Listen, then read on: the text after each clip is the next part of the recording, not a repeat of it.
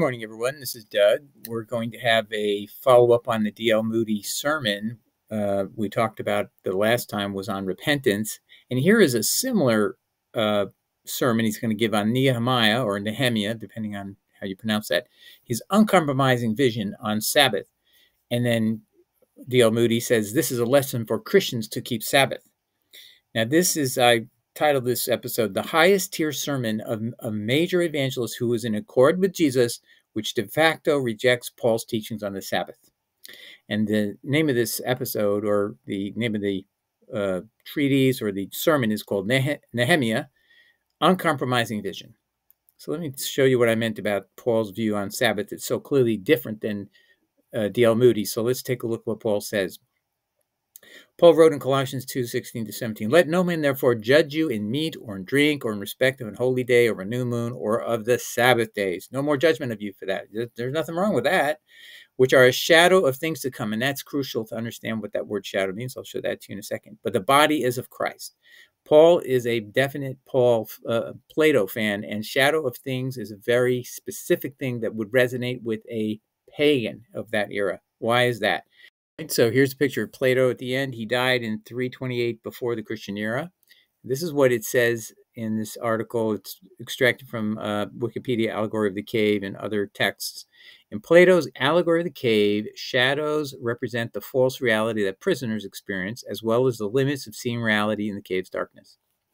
The prisoners are chained in the cave with no natural light, facing a blank wall. See, so they're facing the wall over here, but see this fire behind that is casting a shadow. So here's a image of a bird behind, but the person looking at the wall doesn't realize this image that they see that looks like a bird is not real.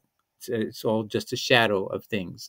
So, but you'll see how it ends up. The prisoners are chained in a cave with no natural light, facing a blank wall and watching shadows cast by objects passing in front of a fire behind them. Here's the fire. The prisoners name the shadows and mistake them for reality, believing the shadows are all that exists because they have never seen the objects that cast them. So they've never actually seen the little object that is creating this image. They think it's real. Plato's point is that the prisoners are using language terms to refer to the shadows rather than the real objects that cast them. So you have the prisoners are seeing an unreal world. Same thing what Paul's saying is shadow of things to come, but the bodies of Christ. So the shadow, the reality is Jesus's body, whatever that may mean, but the shadow is this idea of the law, the Sabbath days. They're shadow, they're fading away. So the minute the prisoners see and turn around and realize this is all a game being played on them, it's wrong, it's a falsehood, then they realize, oh, we've got to get outside and we'll see the light and we'll realize we'll see a real bird. So reality is not inside this cave, and I've been brainwashed to think it is. That's what Plato was talking about. You're captured by your living under a lie for so long that you don't even remember what reality is really like. That's what Paul's saying.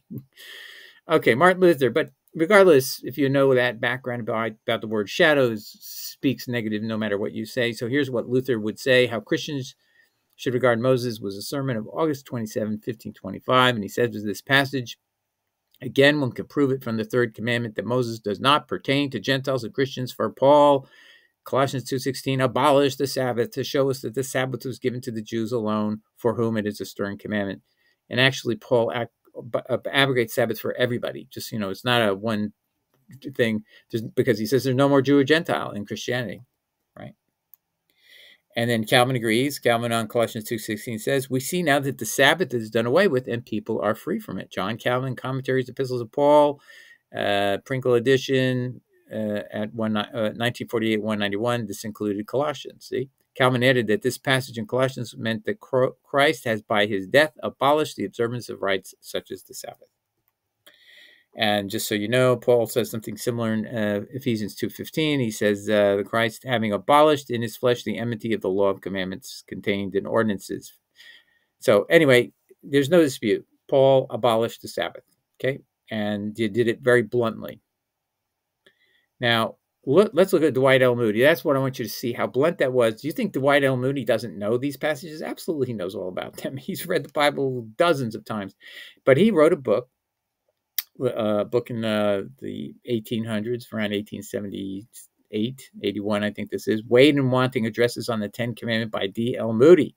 D.L.Moody, the great evangelist. Have you ever known that he was pro the Ten Commandments, pro Sabbath? Sheesh, I didn't know this. Now men may cavil as much as they like about other parts of the Bible, but I have never met an honest man that found fault with the Ten Commandments. Infidels may mock the lawgiver and reject him who has delivered us from the curse of the law, but they can't help admitting that the commandments are right. Renan, that's Ernest Renan, said they are for all nations and will remain the commandments of God during all the centuries. And we discussed that. And then, by the way, that's at page 8 of this book, and it's free on Kindle. And we discussed that last time about this. Renan is the person who was very defensive of Paul in his book, or biography of Paul, called St. Paul. And then after 326 pages of vilifying James and Jude and the Apostle John in the book of Revelation for their negative statements that are obviously directed at Paul, he just flipped around and he said, you know what, now that I think about it, Paul is a hidden rock. And you know what, I bet you all these statements he made are just things he made up in his mind. He didn't hear anything from Jesus. He just thought he did, but he didn't really hear anything. That's what he ended up saying.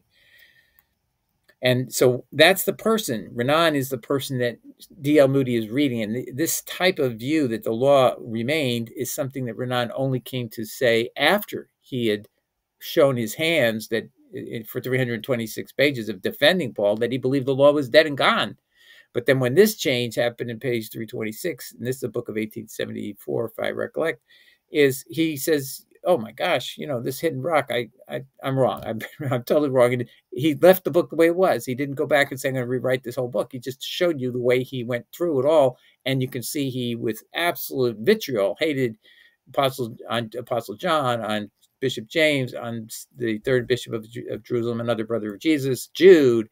He said they're all haters of Paul, and they're just envy, and they're just every insult you can put on them. But then he changes and flips over. And that's what that statement of Renan obviously affected D.L. Moody. Dwight L. Moody is changed man himself, and he switched over to what I call the Jesus words are only principle. Ernest Renan was the first person who did it. D.L. Moody is the first high-level person who ever did it. And that's why I say here, he is the highest, this is the highest tier sermon of a major evangelist that you'll ever see, endorsing the Jesus words only principle and doing something completely contrary to Paul when everybody in Protestant knows that Paul got rid of the Sabbath. And your pastor or whatever may try to lie to you and tell you that that's not true, but it's obvious. You just have to read Galatians as well. Galatians is even more anti-Sabbath, calling them foolish for having observing days, seasons, and times. That includes the Sabbath. All right, so let's move on here. Now I want to play for you something. So this book has been recorded into audio, Men of the Bible. And chapter 4 of that is Nehemiah, Uncompromising Vision. The message I'm telling you is so fantastic. It says disobeying Sabbath is linked to spiritual weakness. So he says this is what's problem with America today. Christians are not keeping the Shabbat anymore, and they need to. Free on Kindle. You can go find this book there. Here's what it's going to look like. It's all free. So there's zero there. It's $15 if you want to pay it in paperback. You may want to do that, but it's not necessary. You can get it for free on Kindle. You can read it on your computer. Nehemiah, Uncompromising Vision is one of the table of contents in there.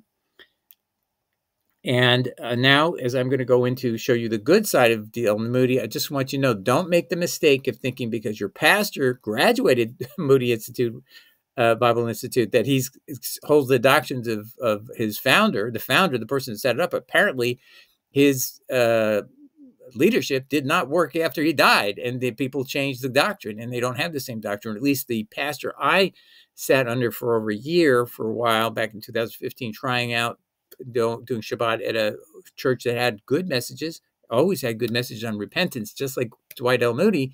And that's a good thing. It keeps you on the straight and narrow, and he's not trying to give you false assurances that you're going to go to heaven if you're sinning. And so it helps you. It's morally good, beneficial to listen to. And then this is one day on December 19, 2015, this is what I hear. He says about the Sabbath, oh, Yahweh was the God of the New Testament, as if there's another God who came afterwards who now is a different God for the New Testament. Unbelievable stuff. I immediately went, whoa. And then the next thing out of his mouth is the apostles told us that the Sabbath was done away with. Apostles, plural? No. Somebody who claimed, the self-appointed apostle, he claimed the Sabbath was done away with. We just showed you what he did say. And so this is what happened. D.L.Moody has a pupil who's a pastor at a major church. Thousands of people go to this church. I'm telling you, 3,000 to 4,000 to 5,000 people on average weekly. And I was one of the minions listening and watching and so on. And he does sermons Saturday, Shabbat, and on Sunday. I mean, he's just totally busy guy. And he says these kind of things, and it's recorded on audio, so everybody can go back to that date, and if they want to. I'm not going to put his name out here because my point is about him, but I can prove that this guy said this if anyone wants to have it tested. Anyway, now I want to read you, just going to give you an introduction to what this audio was that I heard being it was an audiobook playing on my YouTube. I was sleeping in the middle of the night, and I wake up, and the next thing I hear is it's this message right here. Nehemiah said, we will not have desecration of the Sabbath. Today, people freely break the Sabbath and wonder why they have no spiritual power. I kid you not. That's what I heard. And God woke me up in the middle of this or something. I don't know. I think it was providential. Okay. And it was at 1 minute, 48 seconds into the video. And so why am I, in my dreamlike state, wake up only when this statement happens? So I believe this was a message that God wants me to bring to you. I'm not saying God spoke to me about it. I don't have an audible connection where he talks to me like by a phone call. But you know what he does, I believe, and I think many of you feel the same way, is sometimes incidents happen that there's no other way but God's hand that this would happen. So I think this was God's hand. So I'm going to obey that. I'm putting it out here for all of you to hear it because you're going to love it. And you need it. We need to hear these kind of things from somebody who's very respected, who even evangelicals of Protestant backgrounds, no matter how Pauline, deep in the wood, they'd say, yeah, D.L.Moody, wonderful, great evangelist, led many tens of thousands of people, millions of people probably to Christ on the basis of repentance. Yeah, we don't believe in that anymore, but you know what? He did a good job. He set it up for us, and we have all these churches now from their grandparents and now with the children. And so, but we don't have to adhere to what he's saying. I'm kind of being facetious, but that's actually what I think they've done, is they don't follow any longer what D.L.Moody says. They just got educated at a school that has his name, but somehow somebody has eviscerated his teachings, and they're now left to the audiobook world and the historical records that I'm going to bring forward. And I think actually this audiobook company, maybe they were trying to bring forth this message too. Anyway, let's continue here. So now we're going to follow up. We're going to start playing the video, the audio, which had a video as well. I'm going to play all of it so you can see it as when I woke up at 4:40, somewhere in that time period in the morning. This is what I saw and heard, and I hope it'll have a blessing to you. Okay. Young man, if you want to be immortal, become identified with God's work, paying no attention to what people outside say. Nehemiah and his associates began at sunrise and worked until it grew so dark they could not see. A man who will take up God's work and work summer and winter throughout the year will have a harvest before the year is over, and the record of it will shine after he enters the next world. The next thing we learn about Nehemiah is that he organized a great open-air meeting for the reading of the law of Moses in the hearing of the people. A pulpit of wood was built that was large enough to hold Ezra the scribe and 13 others. The people wept when they heard the words of the law, but Nehemiah said, "Do not mourn nor weep. Go, eat the fat and drink sweet wine, and send portions unto those who have nothing prepared.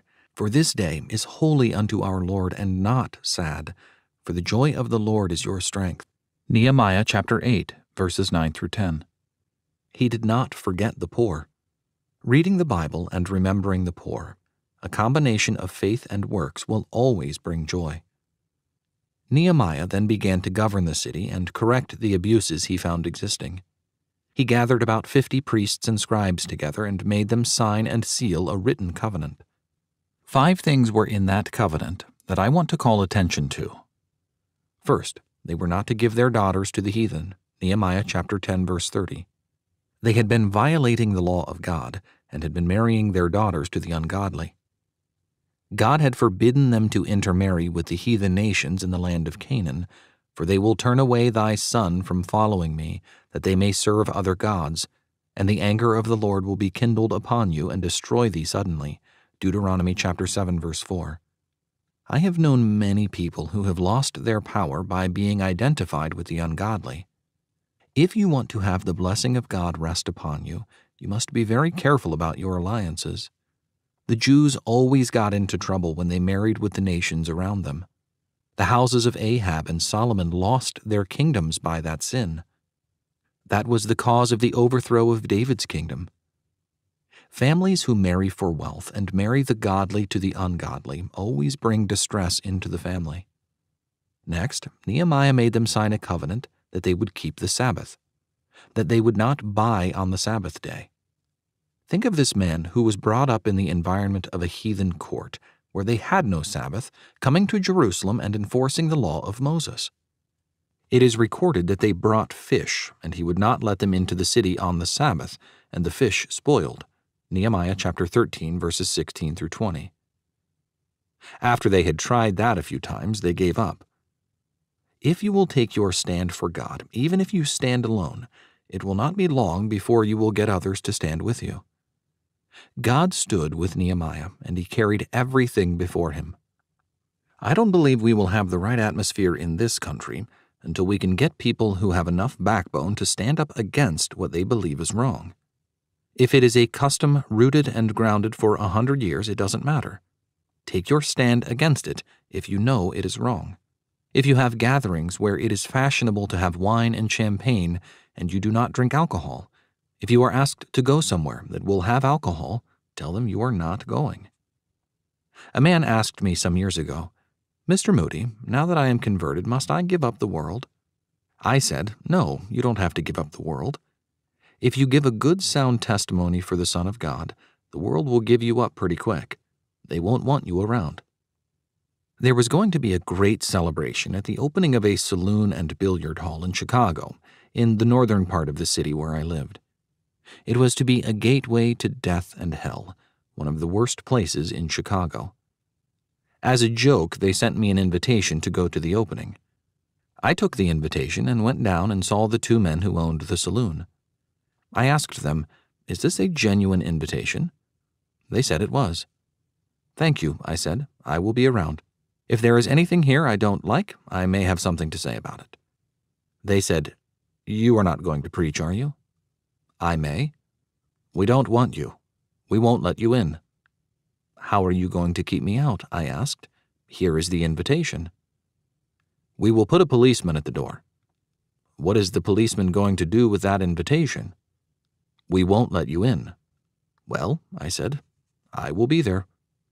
I gave them a good scare, and then I said, "I will compromise the matter. If you two men will get down here and let me pray with you, I will let you off." I got those two sellers of alcohol down on their knees, one on one side of me and the other on the other side, and I prayed to God to save their souls and smite their business. One of them had a Christian mother, and he seemed to have some conscience left. After I had prayed, I said, "How can you do this business? How can you throw this place open to ruin young men of Chicago?" Within 3 months, the whole thing fell apart, and one of them was converted sometime after that. I have never been invited to a saloon since. You won't have to give up the world, not by a long shot. If you go to reunions and there is drinking, simply get up and go away. You don't need to be a party to it. That is the kind of people we need. When you find anything that is ruining your fellow men, fight it to the bitter end. Nehemiah said, "We will not have desecration of the Sabbath."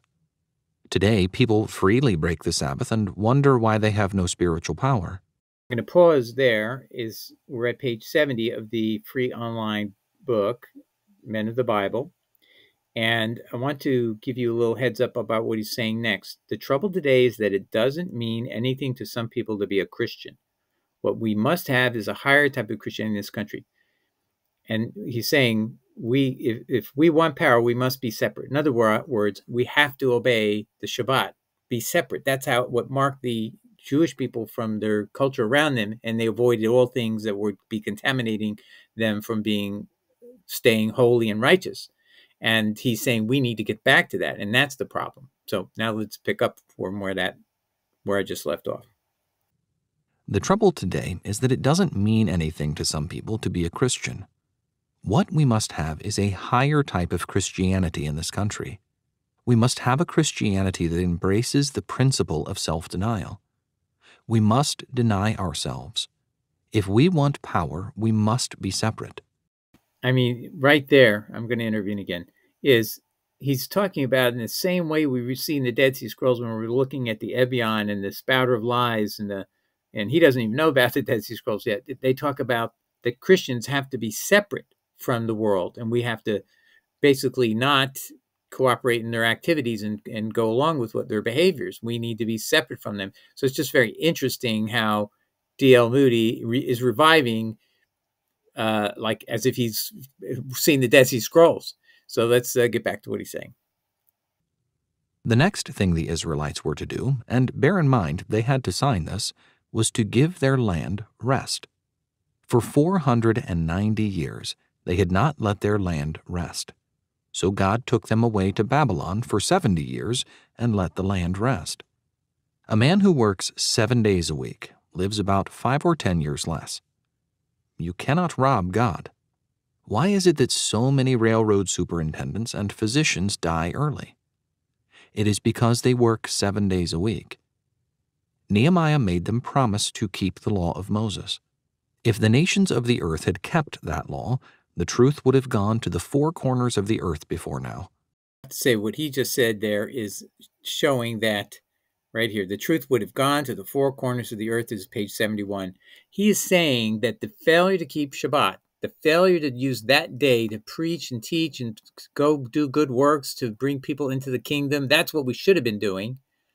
That's what we should have been doing. Not just the pastors that we delegated to do this job, but every one of us should be using that time period to spread the word or gather together in a way, worshiping Yahweh in the name of Yeshua. So we've got a lot to learn from this man. He is definitely on fire for Christ. Unbelievable.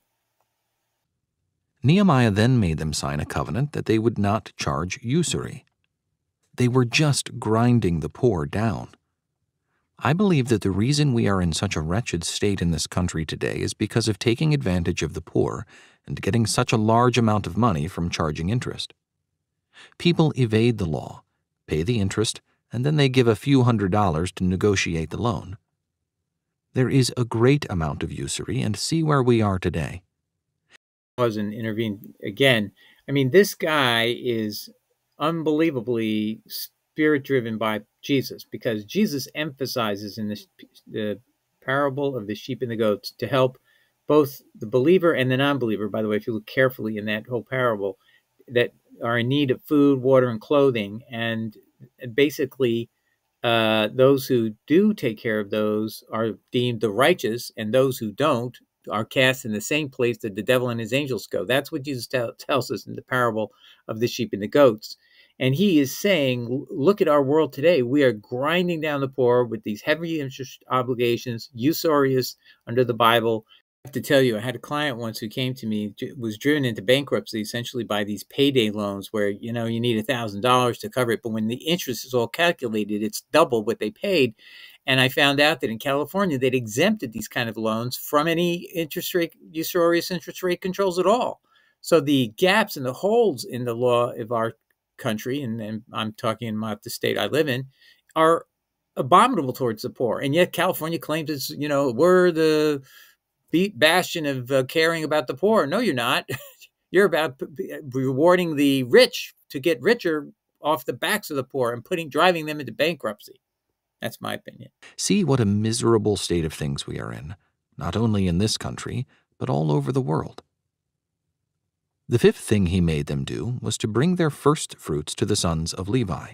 Just want to intervene there a little bit, because the obligation to bring the first fruits to the sons of Levi is once every 3 years, you bring it into the community in which you live, and then it's distributed to the poor, which included the Gentiles, the sojourners, the widows and orphans, and the Levites. And those 4 groups were the recipients of the obligation from sons of Israel, and the tithe was only on their agricultural produce, not on any income. And there was wage earning in that time. So only the people who had property, land, had any obligation to pay a tithe. So just want you to know, the way God sculptured that, it was definitively to exclude Gentiles, in other words, to get more people to immigrate into Israel to help build the country. See, God didn't see the foreigners as an enemy of where he wanted to go. He wanted them to be attracted. And one of the ways he did that is he gave them the benefit of the tithe and not obligation to pay it. And then again, it's only on agricultural produce and I should make clear, and also the 10th animal born on a farm in that year, and then every 10th animal after that. So there was a tithe on animals, but only in that sense of increase after the 9th. All right, so let's get back to the quotations. They were to give God a tenth, the first and the best. As long as Israel did that, they prospered, and when they turned away from that law, they did not prosper. You can look through history and look around you and see the same thing today. As long as people keep God's law and respect God's testimony, they are going to prosper. But when they turn aside like Samson, they lose their strength and have no power. If you take these 5 things and carry them out, you will succeed in life and in following God. You may not necessarily be wealthy or even have an easy life, but you will be blessed and you will be in the will of God. Let us all do it personally. If it was good for those men, it is good for us. The moment we begin to rob God of time or talents, darkness and misery and wretchedness will come. And just to then make a further comment now on that, was the obligation to take care of the poor is on even the Gentiles, the non-sons of Israel today, based on Jesus' parable of the sheep and the goats, because it's all the brothers and sisters in our community that Jesus puts his obligation on. Is if you know that they're without food and water, clothing, shelter, these type of things, for sure, we need to go and help the brothers and sisters. And also it says people who are not within the fellowship. So that is where Jesus put an absolute requirement. This is an entry point into salvation. So that's one of the key ingredients of what it means to love your neighbor as yourself. If you were in that same circumstance, what would you want? To someone to come along and help you financially out of your woeful problem.